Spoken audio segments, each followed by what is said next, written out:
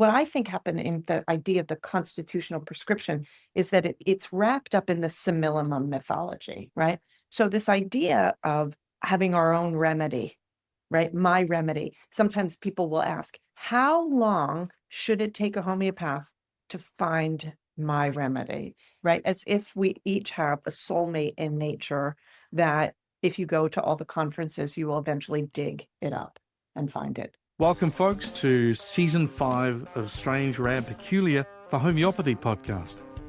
We're going to take you with us back to primary sources. We're going to look at what happens in the clinic, and we are going to ask questions that need to be asked. And that's because homeopathy deserves more than just mere opinion. Aude sapere. Dare to know. Actually, dare to be wise. All right, Tiger. Hi there, everybody. How are you doing? My name's Alastair. Good morning, good evening, good afternoon. I am the Academic Director at AHE and the Research Director at the Institute for the Advancement of Homeopathy. And who are you? I am Denise Straiges. I am the President and Clinical Director of the Academy of Homeopathy Education and the Institute for the Advancement of Homeopathy. And we're in Copenhagen. I think if you have video, you might be able to see my cup. I think that's Copenhagen on my cup. So we're having tea in a completely different country at a completely different time. And we've done our fluffing and our we're on a writing retreat, yeah, which is a fun thing. But we're going to talk about our topic for today is I want to talk about some terminology stuff, specifically acute, chronic, constitutional, intercurrent, sort of how we talk about the prescriptions that are being made that impacts the decision-making that goes behind it and what it does. Why do you think that that's an important thing to talk about? Because you do. I just snorted. Oh That's my God. pretty good. Thanks for that. Yeah. And the timing was good, the delivery, everything. Nice. Yeah. Oh, by the way, we're sitting together. If you're watching, we're sitting next to each other because we're sharing one microphone. Al said, well, what we could do is we could sit across from each other and then we can alternate when we're speaking with who has the microphone on. And aside from the fact that would just take us out of the flow. Make your head explode because you always interrupt. I said I can't because I interrupt. Anywho, it's really important. I digress because, in fact, most of the handbags that get thrown in homeopathy, you know that expression? No. Fisticuffs, dramas, fights. Oh. Yeah, handbags. It's called handbags. You would call it or boxing. No, you're talking like hair pulling. No. Are you talking about a boxing term? Handbags, like bags on the hand? No. Poo. No. Like a purse. Like it's women hitting each other. Women hitting each other. Yeah. So most of the handbags that get thrown in homeopathy could well be understood with clarity on the term acute prescribing and chronic prescribing. And if there was some light thrown on that particular matter, that would be useful. I could also, with some confidence, I think, throw some light on the term constitutional. Oh, good. We've talked about it before, but it's like a crowd pleaser. Really? Yeah, because I think it's a shorthand word, like miasm. It's a word that gets used, meaning like we use it shorthand and everybody knows what it means when a homeopath says, oh, that's a constitutional prescription, except that it doesn't mean that. Right. Well, should we start with that? No. Well, wait, let's just keep going with what we're talking about, because the other part of this, actually two things. So one is that this is so weird to be like really close to you because I'm going to look over there instead of seeing you there. Usually you're in a different we do this from part of the yard. Yeah, we do it from completely different places so that the audio is better. Anyway, but I think you mentioned what is it? The handbags business, the fighting. Yeah.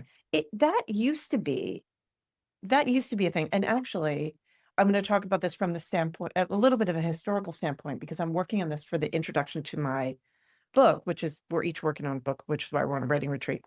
And I have some historical context that I think is kind of interesting. But it used to be that this idea of how one approached a case was where the fisticuffs would happen. Yeah. Right. You mean the case analysis, the methodology. Exactly. Yeah, sure. But now we're so far beyond that like I don't even know where, because the sort of those were the good old days. Those were the good old days. It's like, oh, do you use this methodology or that? Or you a high-low prescriber? Now there's it's not just, are you a high-low prescriber? There are people who are saying, throw them all in at the same time, which is, I mean, That expression you used? no, I don't want to use the expression that those people are using. Let Okay. them, I don't want Yeah. to, I don't want to perpetuate falsity in our profession because people's lives are at stake. How about that?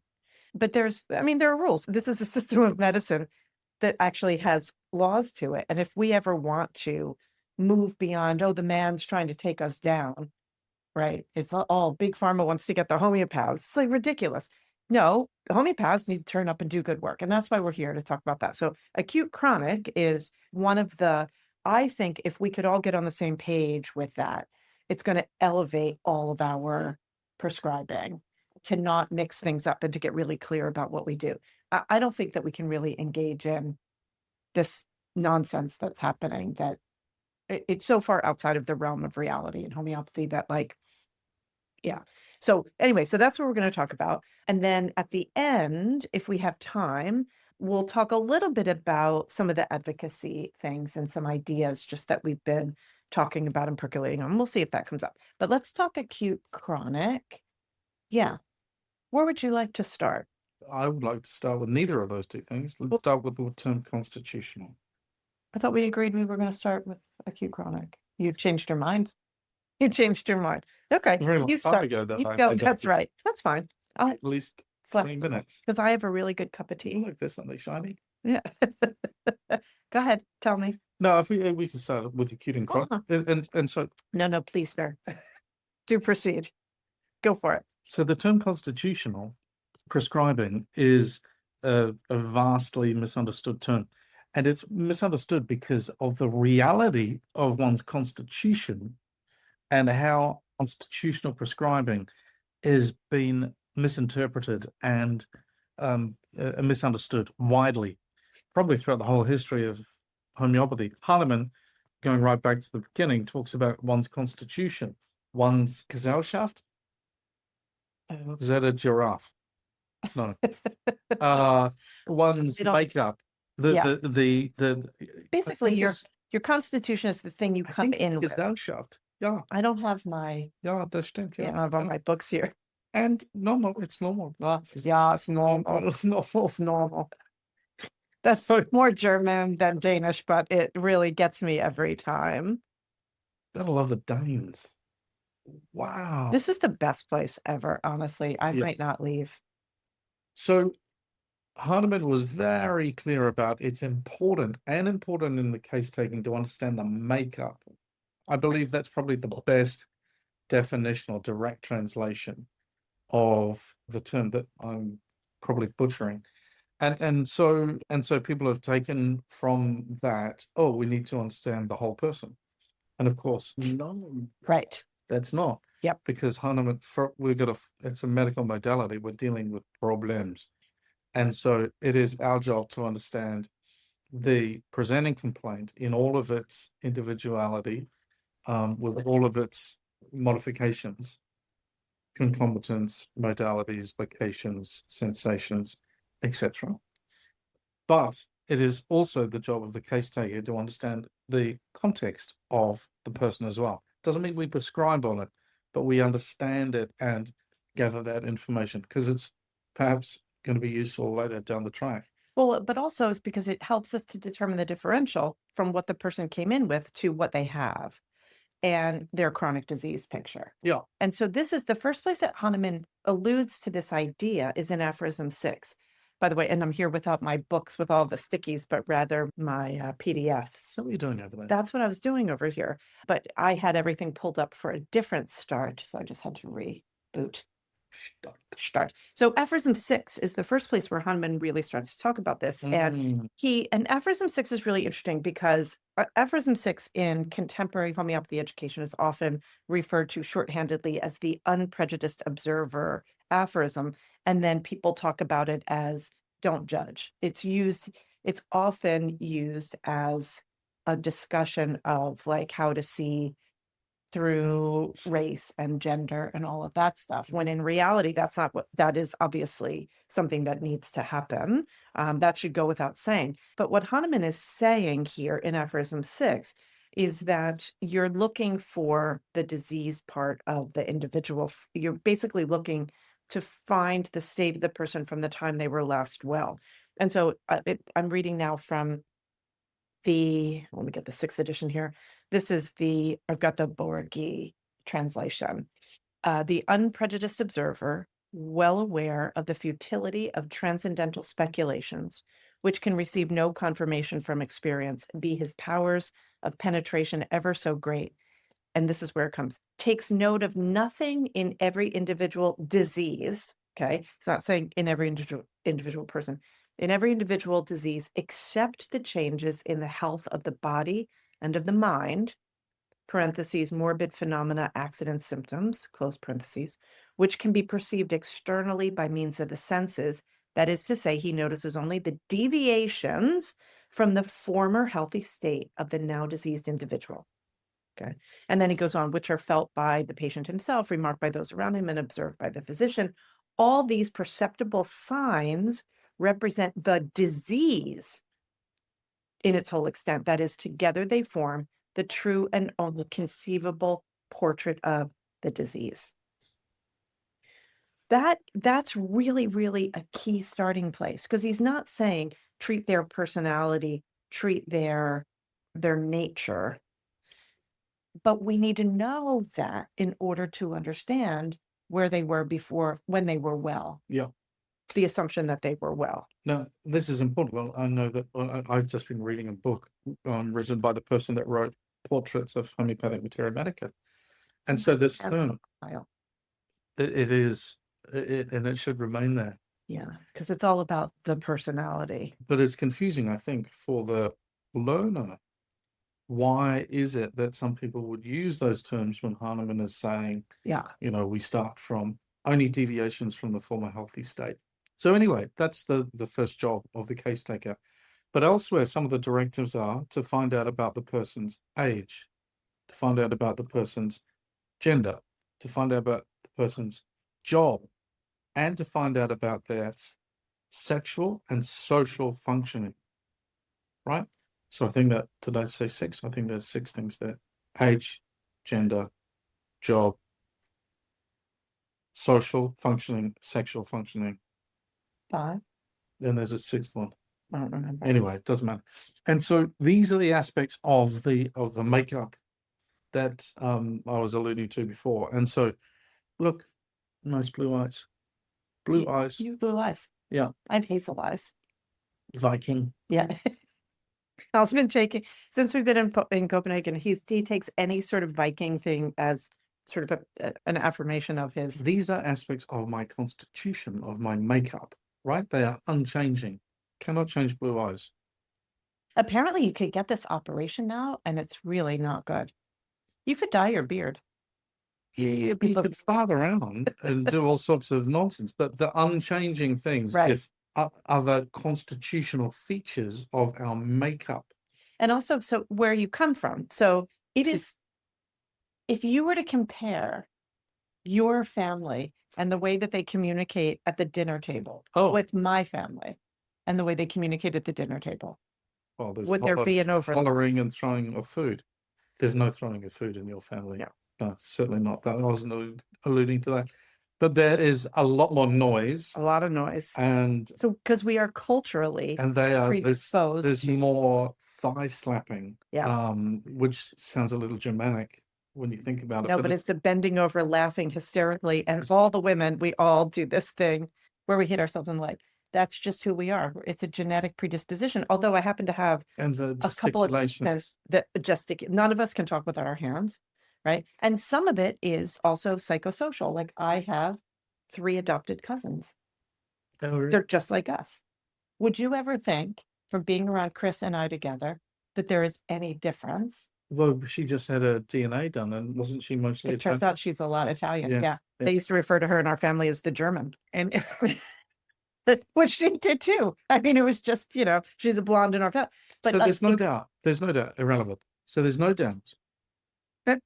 There's no doubt that there is such thing as one's constitution. Yeah. So let's get clear about that. Tick. Okay, good. And it is useful to be able to understand the features of one's constitution in a state of health. All right. And in a state of health, if everything's good, then I've got no symptoms. So why am I going to see the homeopath?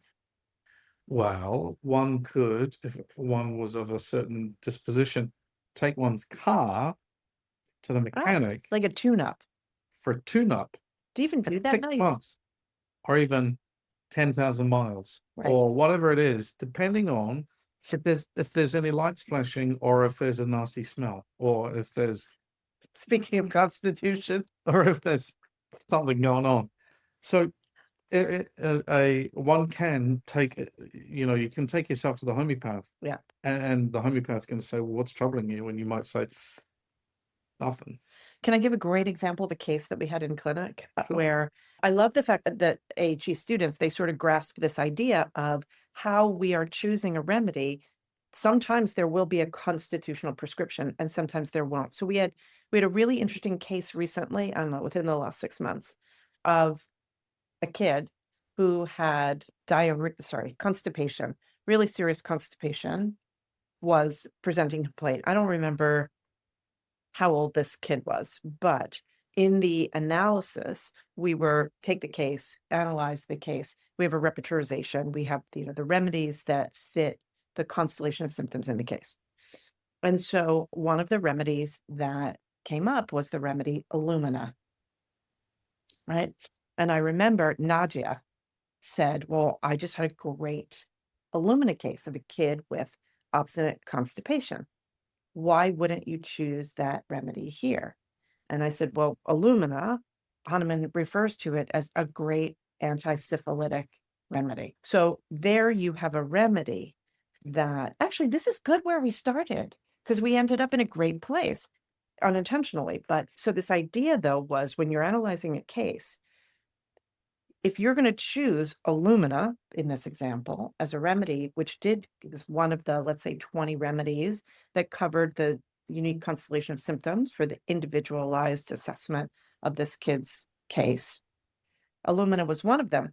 But you would make the decision whether or not to use that remedy if there was evidence of syphilitic disease, because this is where your knowledge of chronic diseases comes into play, because there are remedies. Now, some remedies are multi-miasmatic, whatever. Some remedies, though, are useful to address sort of the constitution. And those remedies, they're the ones you were talking about with get a tune-up, right? You would be much more inclined to give calcareous carbonic gum, phosphorus, something like that, as a quote constitutional remedy, especially to a kid that is not presenting evidence of miasmatic disease. It would only ever be a polycrest and very likely, well, I was going to say likely the Soric ones, but not necessarily. Yeah, probably. I mean, but let me say the other thing that I wanted to say about constitution first, or constitutional prescribing, because Marjorie Blackie, she's the one who drove around with the ham sandwich. No, that was Elizabeth Wright Hubbard. I always get that wrong. And she, no, she didn't drive around with it. It's amazing how Denise hears something, associates it with something, and then gets the association and then says the thing, but actually gets it wrong. There's a story about one of the great female homeopaths, medical homeopaths in North America, who eventually became president of the AIH, Elizabeth Wright Hubbard. And she did her early years of prescribing in Boston. She had a big car. She had a Rolls Royce. Oh, right. That's it. She had a Rolls Royce. And where was the ham sandwich? In the drawer of her desk. Oh, separate, not in the car. Not in the car. Was it a ham sandwich? It was a bologna sandwich. Oh, it's often said that she would have a bologna sandwich in her drawer so that she could keep working through lunch if she had a client that just how long would needed said to chat. Sandwich be in this drawer? Did she replace fresh one every day? Oh, okay. You don't want to have it. Bologna? I don't think I've ever had it. I can't even think about it. It makes me sick. Would it come in a big fat sausage and you'd slice it? I think so. It was not like Italian kids. Bologna was not on the table. And I remember the first time I went to somebody's house and I saw it and then I smelled it and I was just like, what is this food? Anyway, of course, the food that Italian kids would take for lunch would be considered equally as repulsive by someone who loved bologna. What about liverwurst? Just anything wurst is good. Yeah, you like, I mean, if it comes in a sausage, you're done. If it comes from a pork, Right. Anyway, is it from pork? go on. Pray continue. Where Your was I? constitution, so not Elizabeth Wright Hubbard. So Marjorie Blackie, Queen's physician after Sir John Weir and before Peter Fisher. I think there must have been one. Close. There had to be somebody else. There was someone else before Peter Fisher. But Marjorie Blackie wrote that a constitutional prescription is only for a healthy person. Yeah. It's the one thing you can do. And therefore, if you think about the healthy people going to the homeopath, there's not very many of them, right? Then she said something which was confusing because she also says it's the sum, one's constitution is the sum of one's personality.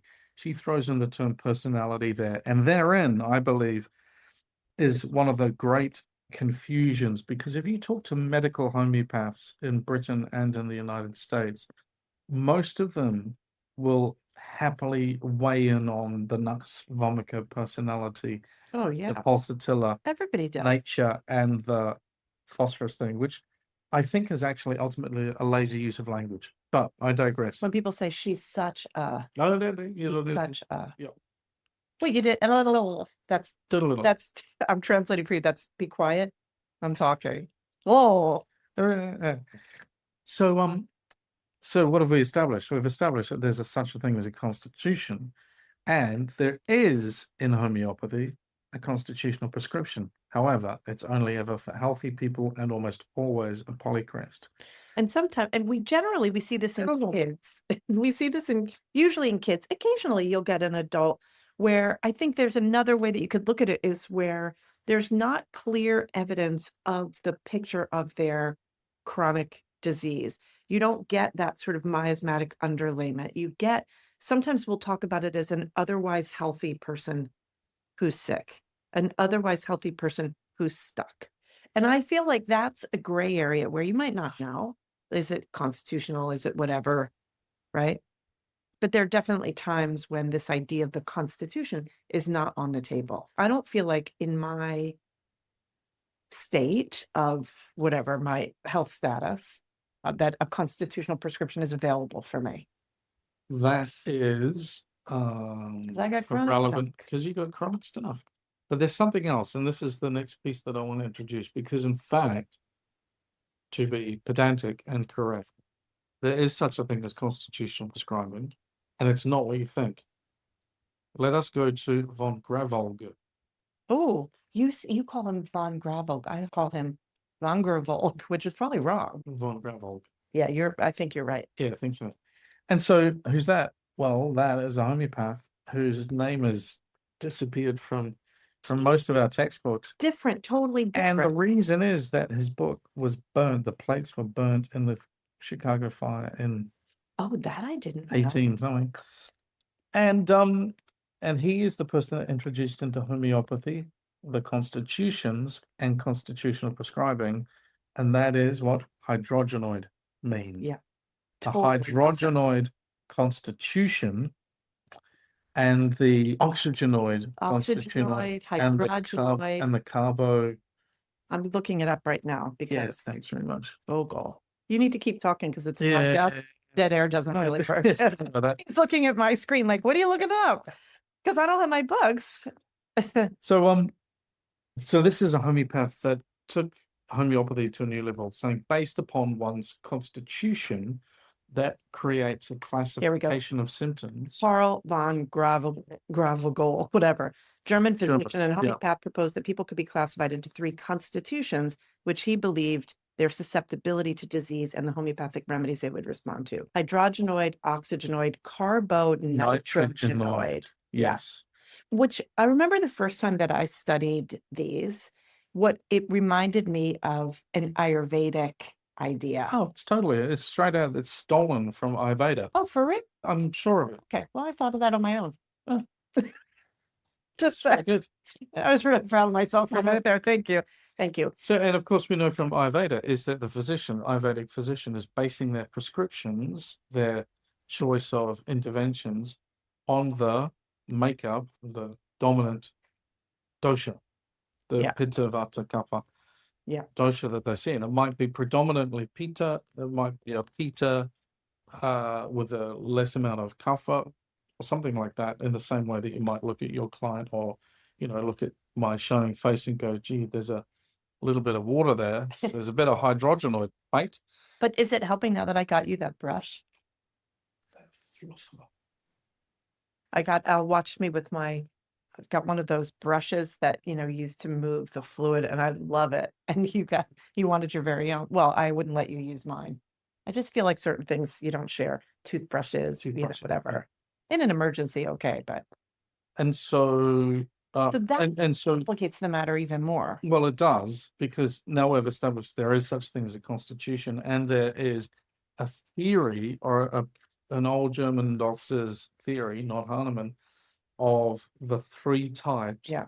And then he went the next stage and said, well, if you've got predominantly this type, then you're likely to need one of these remedies. See, this is these remedies or one of these remedies. That it overlaps with what we've talked about in the past about like the bowel nosodes, where there are these correspondences that have come through, where the bowel nosodes, absent approving, are using, this is different, but are using clinical information and the similarity to groups of remedies to determine which bowel nosode corresponds similarly or differently, but it's extrapolative.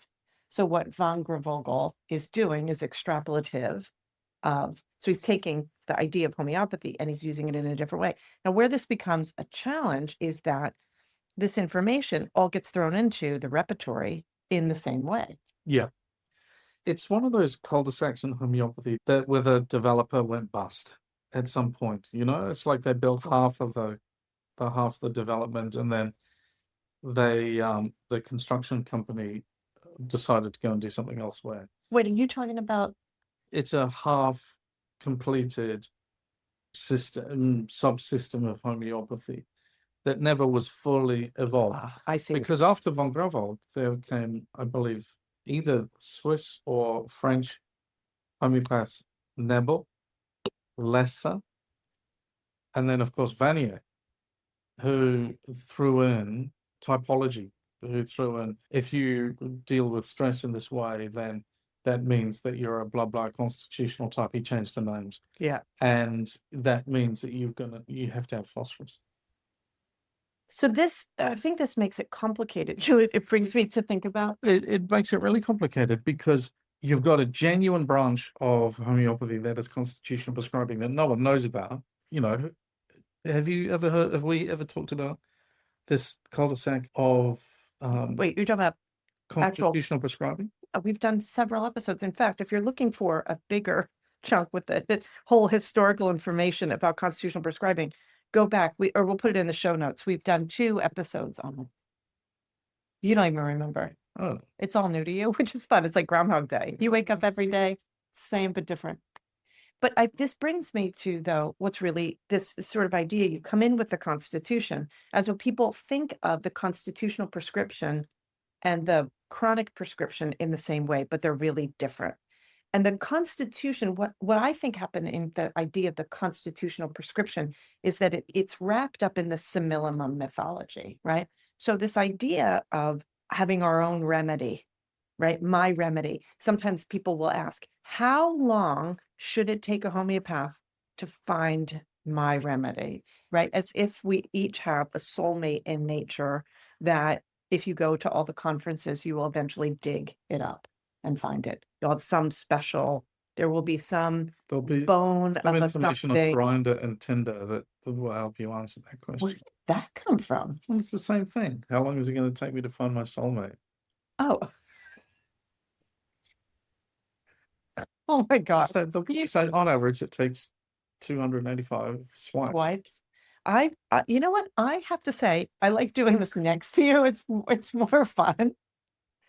You guys, it's like, this is what it's like to go out to dinner with us or to have dinner with us. Nobody else has to be there. Anyway, okay. So this idea, right? So you've got these sort of convoluted terms. And so there's something really, really important in understanding the nature of chronic disease, the miasm that is presenting itself, whether a miasm is active or latent, will determine a remedy that is appropriate or not appropriate to give. And the acute or chronic state is going to implicate the case. It will be, that's the wrong word. How you are defining where the relevant totality sits and how you're going to prescribe on it, it makes so many things really important. So for example, I mentioned that case where we had a kid with constipation and somebody said, well, Illumina fits. Why wouldn't you give it? And you might look at a remedy if you understand the case, or as much as we can understand cases at various points in their evolution, the presenting miasm is going to influence the choice of the remedy. So if a person is presenting a very syphilitic symptom picture, you should be choosing an anti-syphilitic remedy if that's the top note in your case. Otherwise, and if you have a multimiasmatic remedy, it's a different conversation, but just for the sake of like the sort of simplistic aspect of this. But if you're talking about a constitution, there is an assumption that there is not a presenting miasmatic disease, or right, Paula? Yes. Okay. No. Is that Yeah, I'm happy with that. And where I went was bologna sandwich? no, Oh, good. Isiaga's interesting take on miasm and constitution as separate things. The constitution being the unchanging features in the background of someone's case, but the miasm being energetic and predating all of that. The miasm comes first, then the constitution, then the fundamental That's identification. interesting. Yeah. Yeah, if you haven't studied Isiaga's idea, I mean, I wouldn't prescribe on it, but I love the concept. He's basically looking at totality as having, like, there's a roadmap to totality. It's quite linear, whereas totality is fungible and things will come up and come out, and you might quiet something miasmatically only to see something else come up. So this idea of long-term case management becomes really key. Anyway, I want to move this back historically just a little bit, because so as I've talked about, we're here in Copenhagen, we're on a writing retreat. Can we talk about writing retreats for just a minute? Sure. It is, well, for us, it's like, it's the same thing as vacation. It's vacation and writing retreat is doing what we do regularly, but in a place where we go out to dinner more. And being away from the day-to-day stresses and the Feed the cat. I was just thinking about that. I remember I once, digressing, had a neighbor. This woman lived across the street from me. I'm sure I told you about her. She had a dog, and this woman, she worked at home and she owned a store. So she would like do her work for the store at home, and then she would go and do her work, and she would have her parents come and take her dog for the day so she could focus on work. And here I was at the time. I had 2 kids. I had a dog. I had a cat. And I was like, wait, you can't work when your dog's at home? But like now having a high maintenance dog, she's like kind of low. She's not really that needy, but she stares at me all day long like I'm her job. And she just looks at me all day like, okay, now what's next? What are we going to do? Are we going now? Should I wait here? Should I follow you? And then she like wants to get in front of me and I fall over her. Not having that is like, it's a relief. Okay. But that's not the thing though. It takes, I think, when you do a retreat, it's like you're taken out of your normal circumstances and you're just focused. Like for us, it means anywhere from 3 to 6 or 7 hours of focus on one project and very little else. I love that. I do my emails first thing and then it's on to this. And and it's interesting. I'll just say one more thing about it, which is whether it's rural or urban, we've done rural writing retreats. She's saying rural. How do you say it? Rural. Rural. Rural. Rural. It's like, say squirrel. Squirrel. Squirrel. Anyway, or boy, what's the bouncing thing in the water? Squirrel. A boy. Boy. A boy. Anyway, so we've done rural writing retreats, which I don't like as much because there's so many distractions. Well, it's not that. It's like bear poop. If you want to go get coffee, like right now, like staying here in Copenhagen, we leave for half an hour, go down the road, have a really nice coffee and come back. Whereas and go to another knitting store. When we were in Maine last year, to drive anywhere was an hour, and it was beautiful. Anyway, I digress. But I've been working on something that I thought that has been really interesting that I wanted to add into this conversation today, because part of the preface to my book is about, so the book is on case analysis, and one of the things that was, as an historian, I love going back and saying, like, is this argument something that people have been having from, and it's really interesting to see that from the beginning there have been these kind of consternations about the nature of the work and what we do.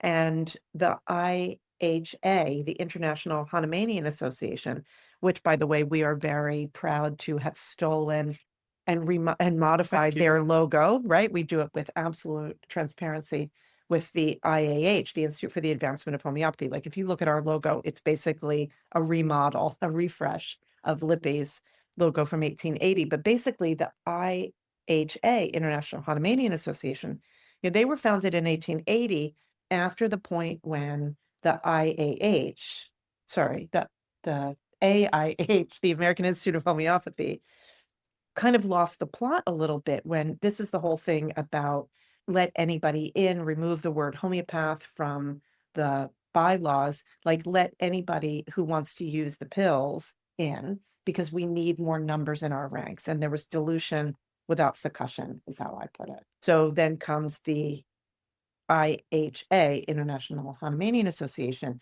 So Kent was a part of it, Lippi, like all the big guys. And they're like, look, homeopathy, it's a thing. We need to practice it according to Hahnemannian principles. We need to get back to our roots. And as we've mentioned on this air before, because I've gone through the Lippi Society notes and the forming of the IHA IHA and all of their stuff, they ate a lot of chocolate ice cream in the early days. I guess they needed the fortitude for the fight, but they had the same conversation that we're having today. And basically they're like, listen, it's just written here. Just go to the frickin' Organon and it's right there. Like, you don't have to make it up. Right. So the things that we're talking about now are not new. But one of the things that I haven't found as much evidence about are the ways in which chronic disease, people always refer to it as chronic disease theory, which I don't know. I don't think it should be a theory. It's not a theory. Hahnemann's theory of chronic disease. Yeah, but I think it's a paradigm of understanding, because a theory, I mean, I guess anything is put up to be taken down. Well, Right. why shouldn't it be a theory? I mean, I have a reason why it shouldn't be a theory, What's the reason? because it doesn't deal with every instance all the time. Einstein's general theory of relativity deals with all instances all the time under all circumstances. Oh, I see what you're saying. Okay. And makes the world explicable. A theory should make the world explicable. I think it does. But it doesn't work in all cases all the time in every instance. Sure it does. Well, let me say it a different way, because the theory then, the universal theory is homeopathy based on the laws of the universe, unchanging. So the foundational principles, like, they're not going to change. But what you're saying is that this idea of chronic diseases, I guess it doesn't fit all the time if you've got a constitutional prescription. It doesn't fit if you've got a case in front of you that doesn't fit into any miasmatic classification. That's fine, but that's because there's no presenting miasmatic disease. It's not presenting. And that's, I think, I love that you're saying this, because when you go through it, and I'm not insinuating that you have not meticulously gone through it line by line, because I know that there were some years where you wouldn't let me teach it because I was too in the weeds, and you were like, no, you can't. Then you let me back in when, because he's the academic director. When did I get to teach chronic diseases again? It's only been maybe 4 or 5 years, maybe 5 years. Anyway, but so if you go through, because Hahnemann says it's not that you use it in every moment, it's that this lens is really important. And so the reason this is important, so Hahnemann publishes Chronic Diseases, the first sort of installment comes in 1828. And he starts on it 1816. So 1816 to 1828. So like 12, almost 13 years he's working on this. And then it comes out in a series of installments. And then as soon as he finishes, the 5th edition of the Organon comes, and that's a huge leap from the 4th edition. Look at my hands. I'm moving through time. If you're watching this video, you see I'm moving through time. Anyway, but this idea is that Hahnemann is constantly re-evaluating. He's got the universal principles. He goes, okay, this works. And then he says, there is yet another dimension. And then in the sixth and final edition of the Organon, there's one more, which is the perfection of the medicines. But where I want to keep going and then finish up is talking about this idea, though, of what happens at the point where he says in 1816, Houston, we have a problem. What did they say, Houston? We have a problem? Houston, we have a problem. Right. Isn't that what I said? He was 61 years old. Just for context. That's what I've been working on. Oh, you've been calculating how old he was? Hey, that works out because I'll be 61 this year in December. Oh, terrifying. How does such a thing happen?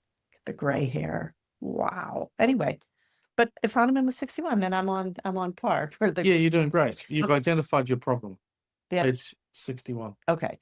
So he says 1816. So Hahnemann comes on the scene, and the starting point is going to depend on whether you want to start an essay for a new principle or the first edition of the Organon, whatever, right? But basically, he cracks this thing. He says, cure is based on similarity, the law of similars. That which makes a sick person well also makes a well person sick, is this relationship that goes in both ways. But up until 1834, he's not using dynamized substances. It's a long arc until he gets there. And that only comes after the fifth edition is published. And he's moving into sixth edition territory where he says it's most perfected. Another 15 years away. Yeah. So the thing, and he was a cougar at that point. What year did Melanie come on the scene? 33? She turned up in 1835. 35.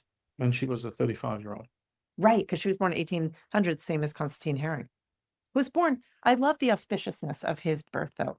New Year's Day of the century. Anywho, okay, so we come to 1816, and Hahnemann recognizes that while he has this system, it doesn't work in every instance. This is what you're talking about with the theory.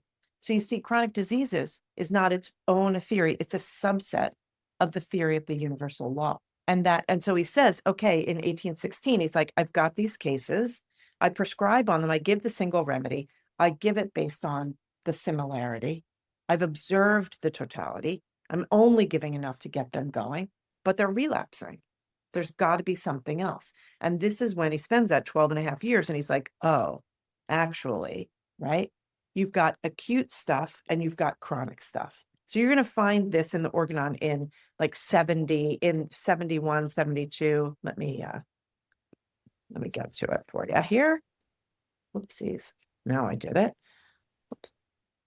So I don't like not having my book. Okay. So in aphorism 71, Hahnemann says, as it is no longer a matter of doubt that the diseases of mankind consist merely of groups of certain symptoms and may be annihilated and transformed into health by medicinal substances, right? And then he goes on, it talks about the similarity. Then he's like, okay, you need to ask a couple questions. One, how is the physician to ascertain what is necessary to be known in order to cure the disease? How is he to gain the knowledge of the instruments adapted for the cure of the natural disease, the pathogenic powers of the medicine? What is the most suitable method of employing these artificial morbific agents or the medicines for the cure of natural disease? Okay, so this is great. So then he comes into 72 and he's like, okay, we've got two categories. You've got your acute diseases and you've got your chronic diseases. And you approach them in a totally different way, right? And I would encourage you, if you are someone who is you're a homeopath and you're kind of struggling, like, how do you see all this? Look at all the classifications of diseases, right? Hahnemann says you've got surgical diseases, you've got indispositions, you've got, what do you call it? Dynamic diseases. This is your miasmatic disease, right? And then you've got your acute diseases. And something that is acute is a self-limiting condition. It could be an accident or an injury, but it basically puts a line in the sand between the chronic state and what the person is dealing with. And there is a crisis that takes place, right? And the organism closes down and says, I must solve this problem. So the aperture closes in and the vital force says, gimme what I need. Give me what I need in order to survive. Because the thing with an acute disease is, Hahnemann says, you either get over it in a moderate amount of time or you die. Right? It's acute, it's self-limiting. You get over it or you die. And the organism responds either with a fever, right? A febrile response, an inflammatory response, a discharge. Okay? That's the rallying cry of survival. So when a person is treating something that's acute, you're changing remedies rapidly. You might be giving multiple remedies. You might be mixing a few remedies. The inflammation, the fever, is the body's best way of attempting to cure itself, Yes. And to survive. to survive. And so it's a do or die, which is why the prescribing can be whatever. And this is where I think the fallacy of you can give a homeopathic remedy that isn't indicated and nothing will happen. There's no consequence. That is true in something acute. Boom. Mic drop. Wool drop. Wool drop. Okay, so I'm going to say this again, right? Because I think this is really important. If you're dealing with something acute, the aperture has closed, the vital force is in survival mode. This is why you can give multiple remedies without consequence. And you can prescribe one after the other very quickly. You could even mix them. We use this example all the time of when I stepped on a ground bee nest. You would have given me, you put a whole bunch of stuff in a glass of water, you put me in the shower, and I had cold water on me. I'm sipping from whatever concoction you had made because I got stung. We would have counted 200 times more. And I was going into shock. She was a sting. It was bad. They were in my hair. It was like a real beehive hairdo. I had my hair up in like a big, top knot. And there were bees in there. And I was like hitting them. That was it. You ran in and you just gave me remedy after remedy. If you did that to me when I'm in a non-acute state, I would die. I would go, or I would. So that idea of contracted totality or the aperture has closed, do or die, survive. That is how we get this idea of you can give a remedy, and if it's not the indicated remedy, doesn't matter, right? Because the vital force is in survival mode. That is very different than the treatment of chronic disease. A chronic disease. Different. Completely different. So if you're dealing with something chronic, not constitutional, you're dealing with something chronic. So a person has, whether they have, whether they are presenting their picture through the lens of the miasmatic category or not. If a person has evidence of chronic disease, then you can't monkey around like that because the vital force it's not in acute inflammation mode. Give arnica and let the hematoma dissolve and let that healing, move through time more quickly. But if someone has chronic inflammation, right, that chronic inflammation is evidence of a completely different level of disease. So if you hit it over and over and over again with remedies, there's no telling the damage that can be done. You cannot prescribe with impunity for chronic disease. Totally different. And similarly, you can't expect an acute response in a chronic situation. So if somebody says, oh, I have acute vomiting and diarrhea, you would expect there to be a response within moments. If somebody stepped on a ground bee nest, if somebody got hit in the head with a bat, if somebody's in an accident. Do you remember the time we were living in Brooklyn and I was going to the dentist when I had my Invisaligns, and we have Brompton bikes, as fussy folding bikes, and I was still not loving the idea of that fussy bike because can I cuss? Yeah. We used to call my old bike the shit kicker because I had a city bike, I commuted in Brooklyn with it. I had a milk crate on the back and a basket on the front, and yeah. And then you get me this fussy bike. So anyway, I'm of course late. The bike was stolen, so I bought No. a new one. You bought me that bike, and then you left my bike outside unlocked, and it got stolen, so I couldn't go back to it because I continued to ride it. Anyway, but I went out to go to the dentist, and if a folding bike, you have to do 5 things, and I must have done 4. And then I go out into the street, off the curb, into, there were oncoming cars, and I hadn't tightened it up, and I went down hard and was totally shocky, right? And I was all bagged up, and I was sitting on the steps of our brownstone, and you were looking out the window, and you saw the whole thing go down, and you came out with arnica and aconite 1M. Do you remember that? Maybe 10M, I don't know what. And you sat me on the steps, and you just gave it to me fast. And I don't know if you alternated or what you did, but that was an appropriate response. High potency situation, high potency remedy in the moment, boom. And I was good. I didn't even have a lot of bruising. I mean, all the miracles that we see are good. Now, let's fast forward. You have a case of somebody with a chronic debilitating disease. Okay, I'll talk about a case I teach in semester 4 of a woman who now had MS. Okay, it was 9 years to the full eradication of her symptoms when she came, and she taught this case with me. Many of you who have seen me present, I've presented snippets of her case. She said, I no longer have MS. I didn't present her case saying it was a cured case until we had 2 years with no symptoms. And now it's 12 years, maybe 13 years, and she still has no return of those symptoms. I didn't give her 15 doses of things all at the same time in multiple potencies to eradicate that.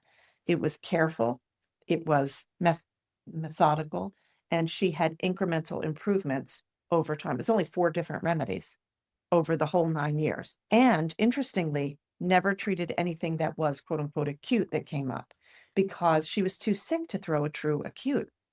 And so anything acute that happened was a struggle of her vital force to deal with her healing. And that's when she went to, at that time, I was seeing clients in an in-person place, and there was an herbalist right down a block from me. And she would treat her recurring, she would have a UTI thing or whatever she would have. Do you remember that? Yeah. And so she got better. Now, she had a much different level of health. But during her sickness, she never had an acute. No acute. And so the expectation was never for her case to spring and be healed. That's a false promise. Spring is a false promise. I hope that makes sense, because there's acute, a true acute, there's chronic miasmatic or dynamic disease, for which we have to take a lot of precautions when we're dealing with this. It's a long game. Long-term case management is absolutely critical. And then this idea of the constitution, which I think you spelled out really well. But then you've got the acute exacerbation of a chronic, which then requires its own intervention. And why are you laughing? Because I thought we were done. No. An acute exacerbation of a chronic disease is very interesting. Yeah. And sometimes we treat it. It depends on what the presenting pathology is. This is why the oversimplification of homeopathy is so dangerous, because you have people who have like 5 minutes of homeopathy experience who are out there treating these chronic diseases without real knowledge of what it's born of ignorance, right? We have a saying at AHE, if your confidence outweighs your competence, you should increase your liability insurance. And that's the kind of thing that we're seeing now. It's like crazy town out there. So for those homeopaths who maybe have, because I feel like some of this stuff that we talk about on this podcast has come from just evolution of understanding and diving into these topics and really asking the questions from the primary source materials, not from secondary interpretations or contemporary methodologies, which can be super helpful or can lead you in a different direction. But the one thing, if you really want to deal with homeopathy, if you want to learn homeopathy, practice homeopathy, or be treated by a homeopath, it's really, really key that the provider understand these concepts that we're talking about. Because let's say someone has a degenerative neurological condition, right? So that case I was talking about, the MS case, if you think about the miracle of rebuilding a nervous system, like we know that a nervous system can rebuild itself. There's plenty of evidence in the allopathic medical literature, but like it doesn't happen overnight. You take a pill and they all jump out of their wheelchairs and start contra dancing. It doesn't work like that. It's a slow and laborious job for the body to do this. And there have to be changes. Hahnemann talks about in the footnote to, always forget, is it 260 or 61? 260, all the things you don't do. 261. 261. Yeah.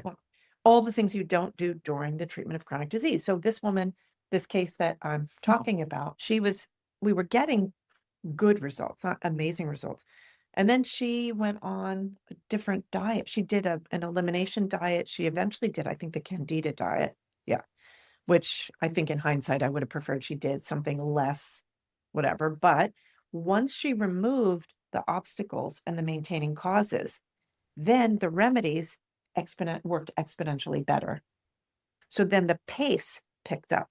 But like, she wasn't there in her own self to make the decisions to make giant changes that she did. There were all kinds of things that had to happen. When we really looked at her case, she had been in a state of chronic disease from when she was a kid.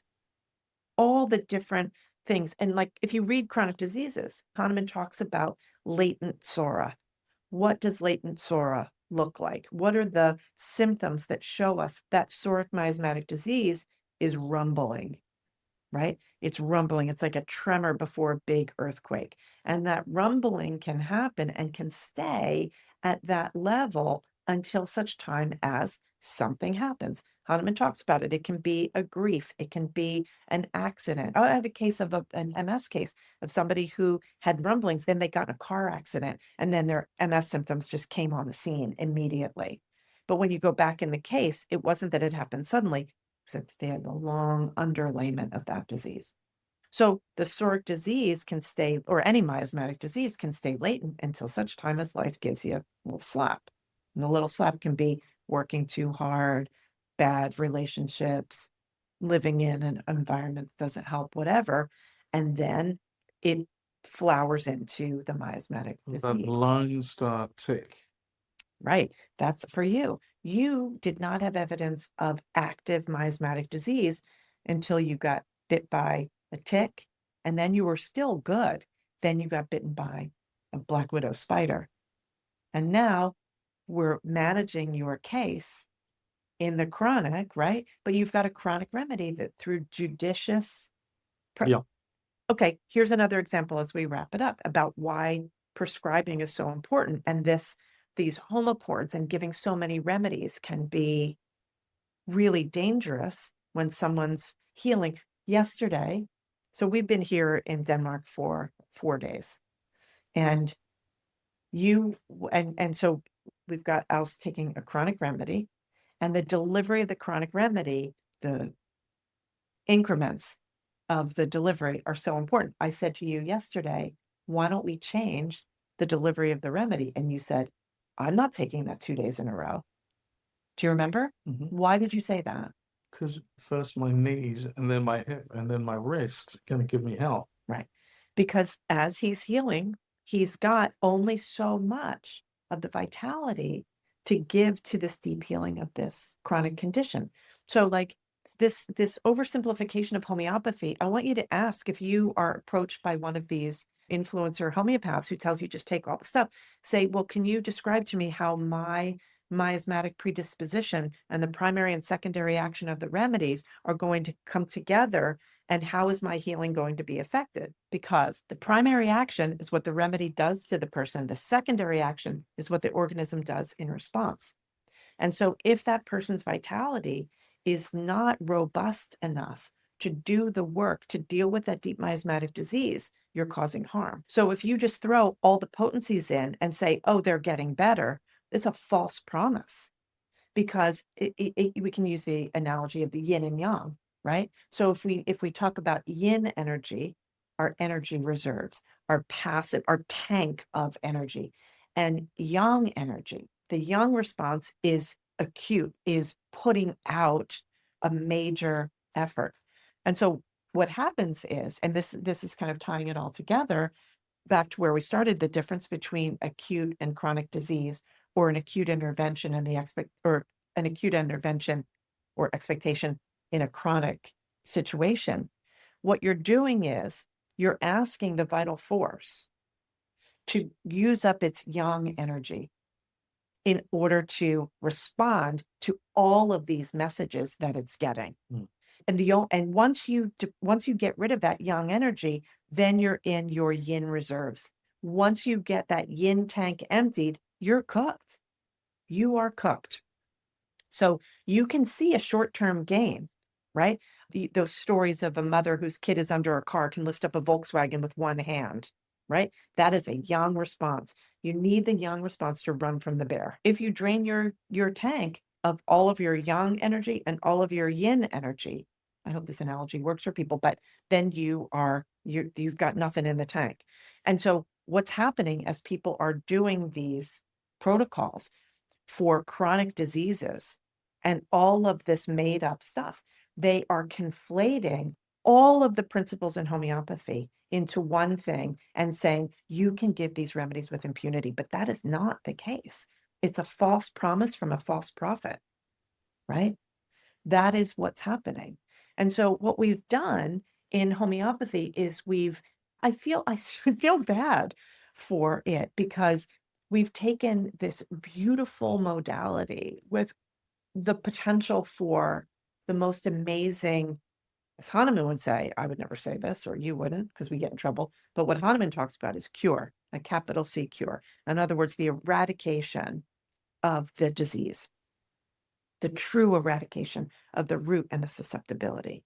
And we've traded it in for false promises using the acute idea on a chronic problem. And then you wind up with empty tanks, right? It's like trying to run a marathon as if you're doing a sprint. You can't. Marathon runners train differently. Sprinters train differently. So you got your slow twitch and your fast twitch. It's like in rugby. Okay, so tomorrow we're going to go see the rugby. And if you look at the field, you've got the fast guys and you've got the tackle guys. They have different jobs. They do different things. Same with homeopathy. Yeah. Help the little guys. Like the kickers, the little guys, like that kicker guy, right? What about the Barrett brothers? Where would you put them? They're not playing. They're not playing. Is this a B team thing? No Barrett brothers are on the roster for tomorrow? One. Geordie. You can tell I've been around the rugby scene a little bit. Yeah, you worried me when you said there's the kickers and the tackle guys. Oh. Because that ain't the case. But anyway. Sorry, I'm not an expert, as you can see in this. I tried to make an analogy, but like we do our best. Yeah. All right. So what do you think? Acute disease, chronic disease, constitutional prescribing. Yep. Boom. And then, okay, so we've got a couple of things here. Anything we don't want to forget? Who's been nice to us? We've got, okay, listener questions and comments. So from episode 127, Davira says, you mentioned chronic and constitutional. What's the difference? So Davira, thank you for being the inspiration for today's podcast. Here's the bowel nosode episode 125. Mandy says, it depends on the condition. There are some conditions that warrant them once a day. Sorry, Mandy, go back to your primary source material. You can either believe, I don't know who, or you can look at the people who in a lab developed these and said, do not repeat them. Now, maybe Mandy, actually, I should take this back because it's entirely possible that Mandy is getting stool samples every day and is measuring the non-lactose fermenting bacilli and whether their numbers are rising or lowering. I'm going to assume that that's what Mandy is doing. So you can produce those results for us. We love that. Episode 126, a question. 126 was, what does homeopathy have to do with alchemy? Somebody called Bobby says, a question, curare 6C have its mother tincture characteristics? Maybe when you have curare in a remedy as low as 6C, does it still maintain its mother tincture characteristics, which would be poisonous? And I would say, don't know the toxicological threshold for that particular remedy, but I probably, given that it's a poison, would not give it in a 6C. I might even be cautious with a 12. And I know that we actually gave this remedy in a 50 millesimolar potency, which would remove any of that potential for the toxic effect. Look at that comment from Bethany. Oh, yeah. Bethany, this is really sweet. Thanks, Bethany. She says, I love how you can give Denise a topic and she takes off. This was such an informative episode. And I love that around 34 minutes you said, I'm quoting myself here. Once you see the truth, the rest seems ridiculous. Very true. Thanks, Bethany. And we miss you. Hope you're doing well. Bethany's one of our graduates who we absolutely love. Why don't we give her a plug? Bethany Huss. Bethany is a great homeopath, and Bethany was an ER nurse, a nurse practitioner, I believe, critical care nurse practitioner. Anyway, and wonderful graduate of ours who does beautiful work. She's in Charleston area, North. South Carolina, I believe. Look her up. She's good stuff. Yeah. If you enjoyed this episode, please like and follow, subscribe, tell a friend. We are a part of a not-for-profit. So the Institute for the Advancement of Homeopathy is a not-for-profit. We're a 501c3. So this is something that we are doing not to make a buck, but rather to bring capital T truth to the homeopathy conversation. And part of it is in hopes that nobody gets hurt. We're really concerned. We are seeing more and more and more evidence of harm of people who are misappropriating these beautiful medicines, too many at a time, real hubris in the prescribing. It would be funny. It's like, it's so absurd what people are doing. It would be funny if not for the actual harm that is coming to sick people. And so we urge you to, just do your homework, ask questions. Don't believe what everybody tells you, these nostrum sellers and the sort of false prophets idea of people who are the nostrum sellers. What does that word mean? Nostrum is sort of like a pretend cure-all. It's what they used to accuse homeopaths of. Common is snake oil, exactly. Actually, and I had said if we had a minute, I will, I'll leave you with just a couple of conversations that we've been having about advocacy. Here's my little notebook ecosystem over here.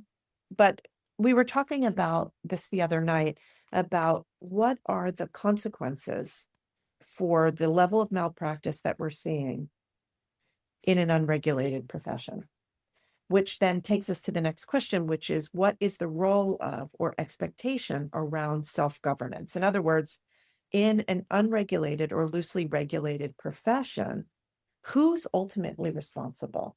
So we are considered to be an unregulated profession, even though there's this association and that association. Yeah. We self-govern ourselves. But there's a way in which this sort of idea of self-governance, it has turned into what we were calling last night. Was this just last night? Night before. The passing of the responsibility buck, right? And so, or actually, I said that he who catches the hot potato also winds up with the liability potato and all of its related consequences. And one of the things that I was looking at was I was putting together, and this is a little bit incomplete, but I was putting together like, how does the risk sort of, you drop the marble and it just goes down the thing, right? So like, who's responsible? And there's this idea that I came across when I was doing a little research about how we could look at this problem we have.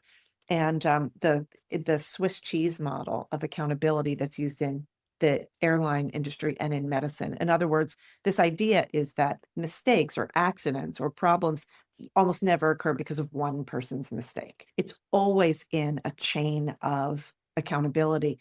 And so I started to look at, okay, so what's the chain? So there's education. And if you have education, the education has to be good. And then there has to be mentorship of competent people. You have to have good clinical training. So watching videos of you with a full head of hair. I don't see why that's amusing. That means that the video was from before the year 2000. I feel like your homeopathy has improved in the last 26 years. I'm just saying, but also our understanding has changed, or the kinds of clients that we get have changed. There was no such thing as no conversation of alpha-gal syndrome or PANS and PANDAS. There was barely a conversation about autism in homeopathy in 1998, for example. Okay, then there has to be ethical certification. And the certification has to be from a governing body that actually understands homeopathy. So the fact that the CHC, the Council for Homeopathic Certification, decided unilaterally and without inclusion of the larger community to drop the requirement that people go to accredited schools, then there's one link in the chain. So this body that we loved for so long, the CHC, you get your CCH and feel really proud. It doesn't mean anything anymore because the people can go to any school, and then you get somebody who is on a committee to determine if you should get certified or not. It's like, that's just made up. Then there has to be the professional association. So, for example, we were accused of reporting people for not practicing the way that we like. Okay, it's untrue. But the question that I had to say to the person who made the accusation is like, who do you report to? Because a lot of the people who are practicing in these egregious ways are not a part of any meaningful member organization. Or there are organizations like the NCH, for example, the National Center for Homeopathy, again, a beloved entity that now has in their practitioner directory people who are practicing polypharmacy, practical homeopathy, who don't have all of the skills and attributes of a person that you want treating your chronic disease. So who do you report to? Your mom? Who, like, I'm going to tell on you. That's what it's like. It's like, oh, you spit. I'm going to tell on you. Who are you going to tell? The teacher? Nobody cares until somebody dies. And it already happened in Australia, people. And so we don't want to see this happen again. Anyway, conference vetting, putting people on as masters of certain things when they have no business, right? Well, then who's responsible? If you platform a person who does not have the skills, but because they have a following and you know that their people are going to come and you're going to make money, then you are part of the Swiss cheese problem, right? Evidence-informed prescribing. What are people prescribing on? This made up stuff could get us into trouble. Peer review. It's really important, right? Our research office, we're constantly trying to get our articles into peer-reviewed publications, and not just in the homeopathy spaces, right? Outside of the echo chamber. But we also need peer review of practitioners. We need peer review of our work. How many times do we, like, as a professional group within our organizations, like, we have established this practitioner review committee. We're evaluating performance. We have mentorship within our organization so that only people at the highest level of understanding are treating cases that, you shouldn't be batting above your weight, punching above your weight, going above your pay grade, whatever. But, like, we need accountability in that, right? But here's a big one. Complaint mechanisms for complaint. In the same way that there's the VAERS system for reporting vaccine injuries, there needs to be a way that people can feed back their experiences with homeopathy, because our experience shows that people just leave the provider without saying, I had a really bad experience with this provider. Yeah. And and this is what set me off last year, I had a bunch of people in a row who had really poor outcomes from really poor homeopathy. When I say poor, I mean like kids that had been given hundreds of different remedies, thousands of doses in a short time, who were really sick. And I said to the mom, what do you want to do about it? She was like, if people knew what I gave my kids, they'd take my kids away.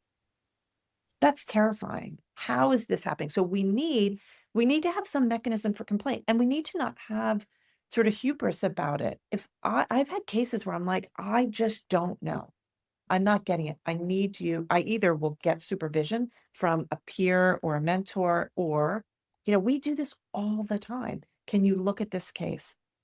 Like, every case that comes through our teaching clinic, we have 2 teachers on every case, so that there's always somebody else to bounce it against, so that students are learning in that way. And then finally, and this is where I think we really need to get the message out, is patient-informed consent. Because if somebody comes to me and they're giving me, we have a consent form for every case that comes through any of our clinical initiatives. Like, the thing is that we're practicing homeopathy in a very transparent way, according to principles, single remedy, with oversight and all of that. Where is the informed consent if someone has made up their own system and their own way of delivering remedies? This idea of give them all is terrifying. But if somebody has false authority that has been bestowed upon them by I don't know whom, and there's no reporting mechanism, then what happens? What do you do? Right? And Well, when it goes wrong, the can is carried by the sick patient. totally. And that's the point. Where's the Yeah. responsibility? Where's the accountability? Where is the accountability? Where is the self-governance? Yeah. We're involved in, the homeopathy community is engaged in this process called the NSF. It's the National Standards Foundation. You'll see that stamp on, vitamin products or whatever, or even on like a mattress cover, maybe. I don't know. It extends into lots of different products. And what's been really interesting about this process is that, and it's about finished products in homeopathy. So in other words, a stamp of approval that a finished product doesn't have, somebody didn't sneeze in it and that they followed procedures, the water is clean and so forth. And when it gets that seal on the package, okay. And what has been really difficult for many of us engaged in the process is you can make a product according to all those processes, and it can have 171 doses to be taken 3 times a day, but that's not part of the mandate. That's not part of what the NSF can be concerned about because it's only about finished product. So you have to keep kicking the can back, right? So what do we do? And so I know that we put this at the end because I think people don't want to listen to the rant, but anybody who finds themselves listening to this and feeling as concerned as we do, these are conversations that we need to be having, that not just us and a small group of other people are having. And we need to figure out how to be accountable so that, like, for example, if someone who's giving a kid 1,000 doses of a remedy in 6 months, I don't need that on my liability docket, right? I don't want that to be. So we were a part of this consensus statement as published by the AIH, and then we got accused of judging people's practice. But I'm not judging, you do you, but if you call it homeopathy, then you're doing me, right? That's kind of how it goes, because that's not what we understand to be safe practice. Yeah. And we have evidence, we have Say that short again. That was really good. You do you, but don't call it homeopathy, because if you call it homeopathy, then you're doing me. and something goes wrong, then you've done me. Yeah, that's it. If you call it homeopathy and something goes wrong, then you're doing me, because we're doing, or doing you, or doing any of the hundreds, thousands of safe homeopaths in the world. But this rogue sort of, influencer state, or the nosode people, that it's not based on the principles of homeopathy. So we need to figure out how we go forward together, those of us who care. And like, what do? We don't want to call out, we want to call in. But you can't call in if people are calling us the bad guys for trying to just put forth information about safe homeopathy. So we work on that together. I don't know. It's a heavy lift, people. It's a really heavy lift. And not many of the existing organizations feel like they want to take that up, because there's growing membership if you let everybody in, which is of course what happened with the AIH, which is what called for the International Hahnemann Association. We're basically repeating the 1870s and 80s. But what happened was we went into the dark ages after that. So we want to avoid that. Dark ages. Nothing good ever happened. Not really. Food wasn't good. Terrible. Toilets were dirty. No one knew how to make a cortado. No cortado. Is it too late for us to get a coffee? It might be. It's 3:00. It's 3. Gotta go, folks. See you guys. Thanks for listening. Strange, Rare, and Peculiar is a production of the Institute for the Advancement of Homeopathy, a not-for-profit initiative dedicated to truth in homeopathy. If these conversations matter to you, learn more, get involved, or support the work at advancedhomeopathy.org. Links to education and care are in the show notes. AHE is changing the face of homeopathy education by raising the bar through rigorous academics and unparalleled clinical training delivered live through the soulful use of cutting-edge technology. AHE prepares its students to become fully rounded homeopathic practitioners from anywhere in the world. Apply today at ahe.online.